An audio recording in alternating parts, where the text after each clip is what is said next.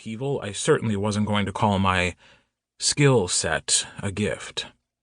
I wasn't quite that generous. I sighed again, noisily, and my seatmate closed her magazine with a huff. She stuffed the magazine in her purse. "We're not really supposed to take those," I ventured. She ignored me, crossing her legs so that her body angled the other way.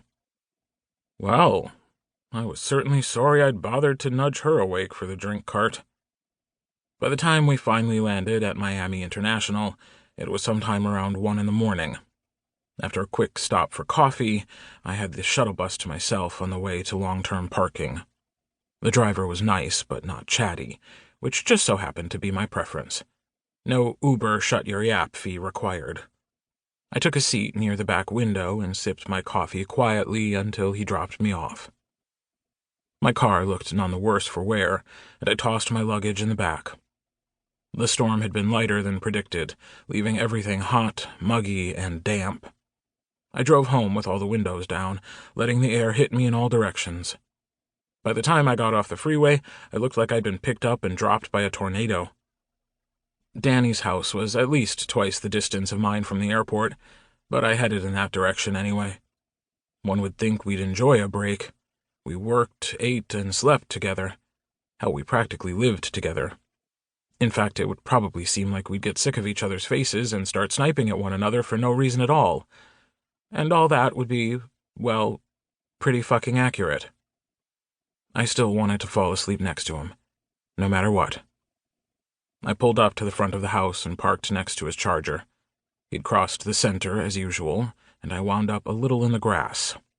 Fucker. We may strangle each other to death, but then we want to be buried next to one another. I got out of the car, chuckling a little as I shouldered my bag. I didn't think that I'd ever summarized our relationship better. I was pretty sure he would agree. As tired as I couldn't resist the lure of a shower, a long one. Water streamed down my back in rivulets as I braced my hands against the tile.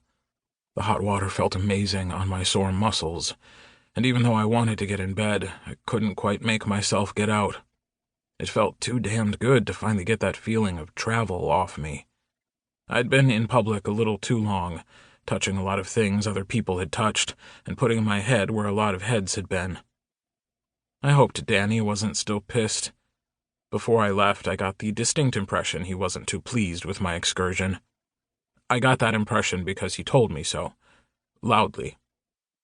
Danny was convinced Gracie still harbored feelings for me, and I wasn't sure he was wrong. He also seemed convinced there was more to me doing favors for the FBI than just building goodwill. I wasn't sure he was wrong about that either. Even I was starting to wonder at my own motivations. Maybe it was just comforting not to cut my FBI ties completely. Maybe it was harder to embrace the new Rain Christiansen than I thought it would be. And maybe I should stop wasting water and time trying to answer the unanswerable. I shut off the shower and then toweled off briskly.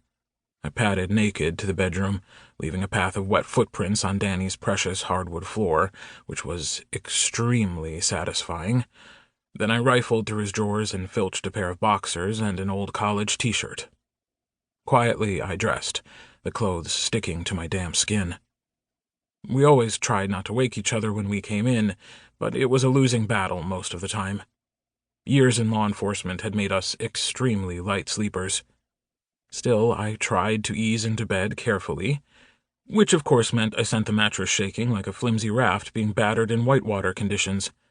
I grabbed at the headboard to steady myself and then shushed the shiplap as it creaked with haunted house quality. "Rain," Danny murmured. "Sorry, it's just me. That's kind of why I said your name." His voice was husky from sleep as he yawned and turned on his other side, facing the wall. "You're late." "Yes, I can tell from the pillow creases on your cheek how frantic you were." "I was worried. Worried sick." His voice was amused. "How'd your lecture go?" "Don't remind me." "That good, huh?" "Let's just say they were extremely interested in the PTU." I punched my pillow a little more aggressively than necessary. Not so much in the profiling that made up the bulk of my career.